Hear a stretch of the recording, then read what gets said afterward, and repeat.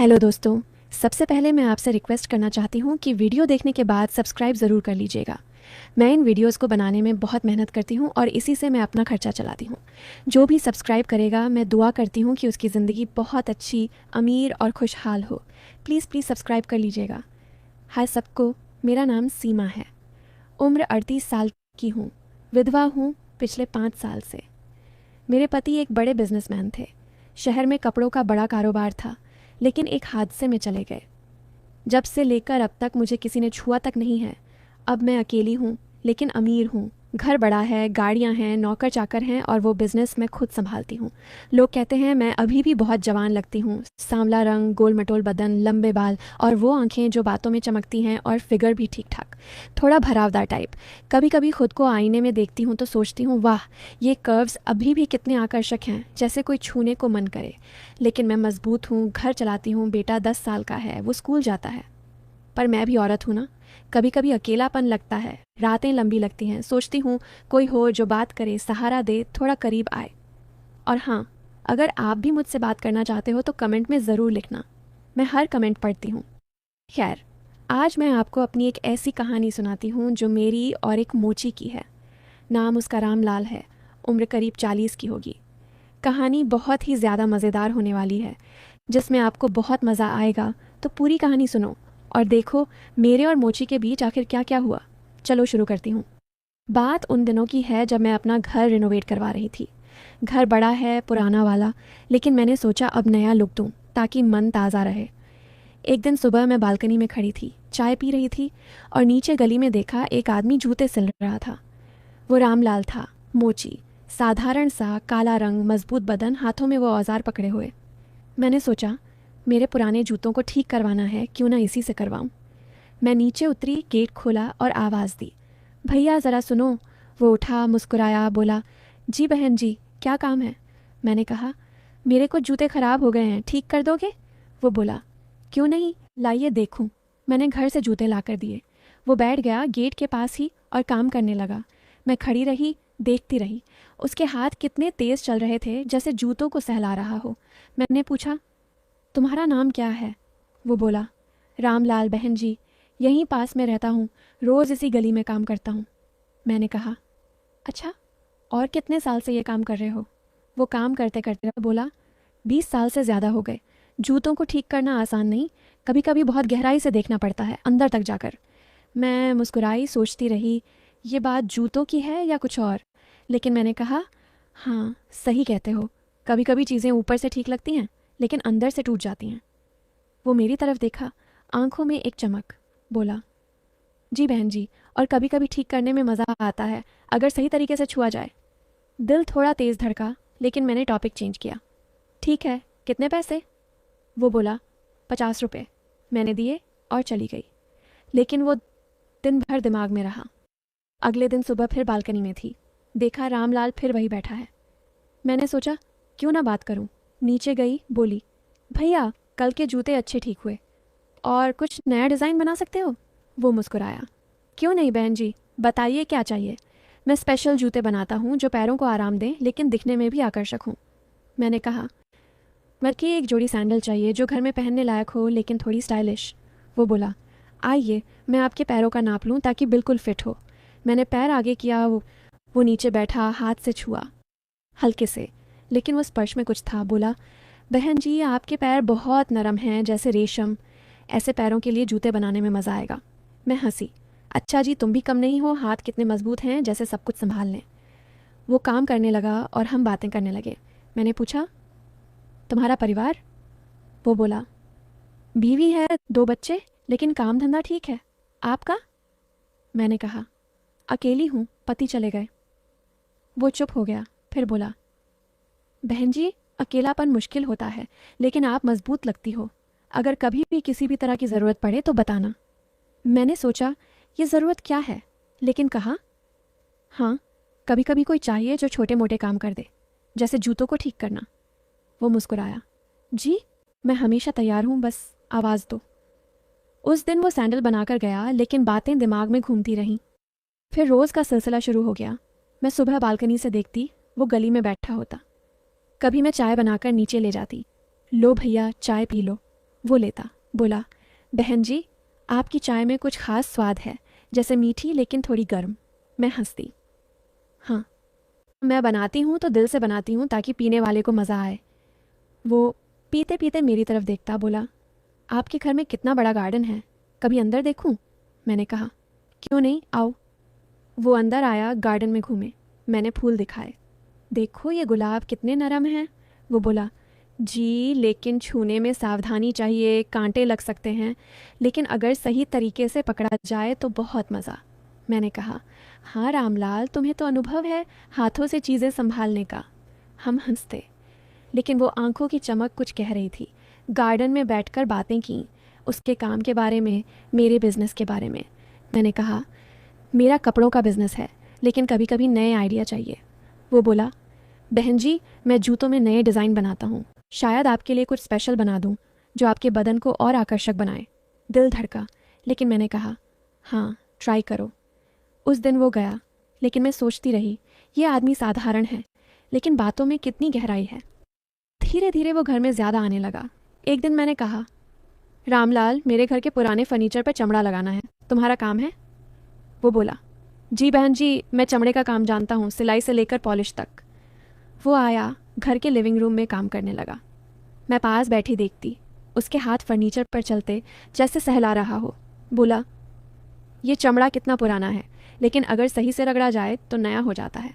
मैंने कहा, हाँ, कभी कभी पुरानी चीज़ों को छूकर नई जान डालनी पड़ती है।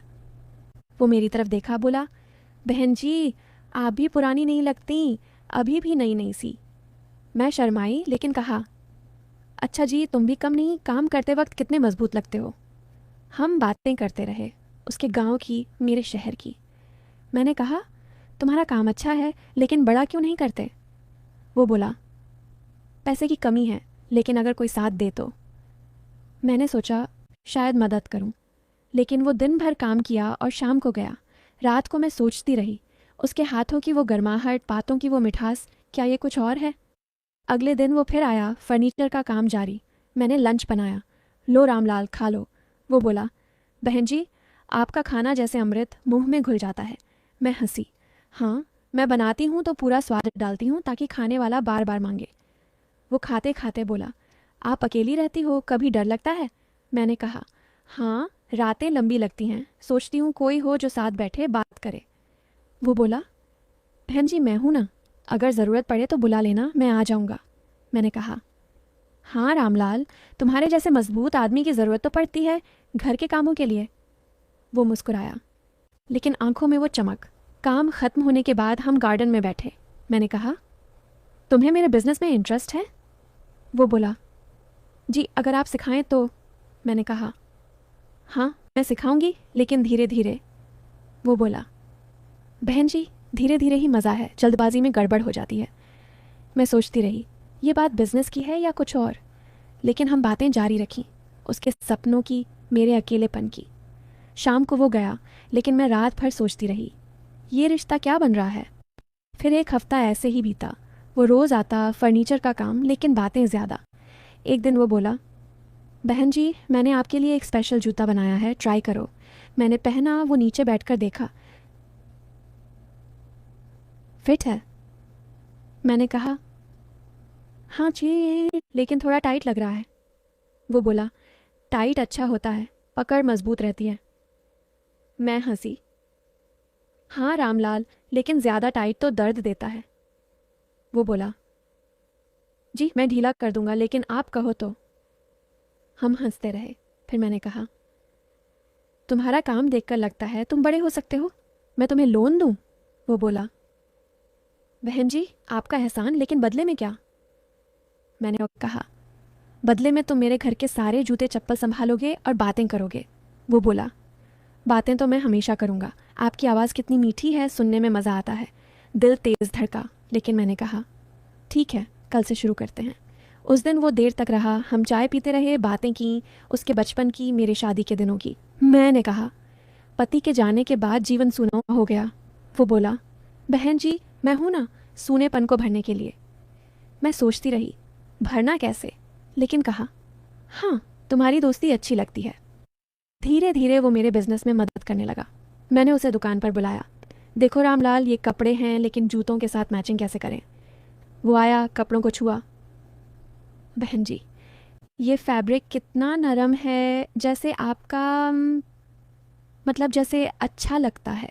मैं हंसी। हाँ, तुम्हारे जूतों की तरह मजबूत बनाना है।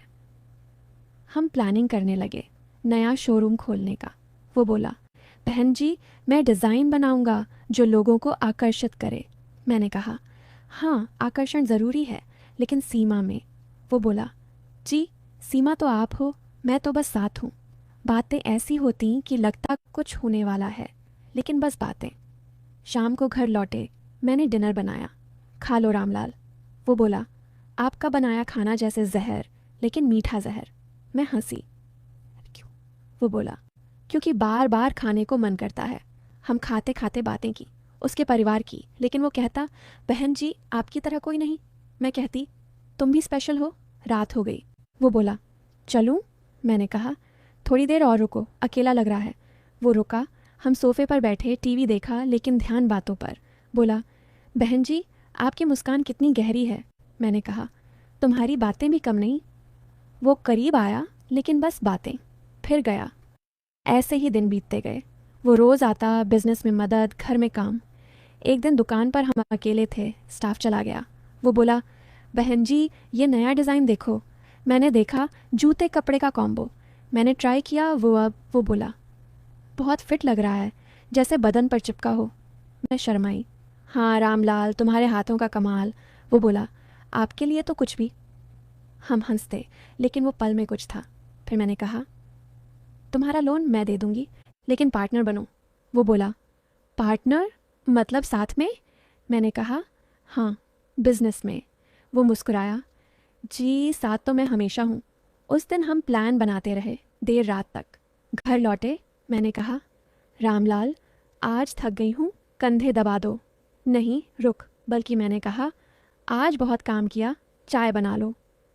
वो बोला, जी बहन जी, मैं बनाता हूँ, लेकिन मेरी चाय में थोड़ा ज़्यादा दूध डालूँगा ताकि गाढ़ी हो। मैं हंसी। हाँ, गाढ़ी अच्छी लगती है। हम चाय पीते रहे, बातें की, भविष्य की। वो बोला, बहन जी, आपके साथ काम करके लगता है जीवन नया हो गया। मैंने कहा, मेरा भी तुम्हारे जैसे साथी की ज़रूरत थी। वो गया, लेकिन मैं सोचती रही, ये रिश्ता कहाँ जा रहा है। फिर एक दिन बड़ा टर्न आया। हम बिजनेस मीटिंग में थे, क्लाइंट से मिले। वो बोला, सीमा जी, आपका पार्टनर कितना टैलेंटेड है। मैं मुस्कुराई। लेकिन शाम को रामलाल बोला, बहन जी, मुझे कुछ बताना है। मैंने कहा, बोलो। वो बोला, मैं आपका सगा भाई हूँ। मैं चौंक गई। बोला, बचपन में अलग हो गए थे, पापा ने मुझे मोची के पास छोड़ दिया, लेकिन मैंने आपकी तलाश की। ये सब इसलिए किया ताकि करीब आ सकूं, लेकिन गलत तरीके से नहीं। मैं रो पड़ी। सब कुछ क्लियर हो गया। वो बातें, वो चमक, सब भाई बहन का प्यार था। अब हम असली भाई बहन हैं, बिजनेस साथ चलाते हैं। सबक ये कि कभी बातों को गलत मत समझो, सच्चाई हमेशा सामने आती है। तो दोस्तों, कहानी कैसी लगी? कमेंट करो, सब्सक्राइब करो। अलविदा।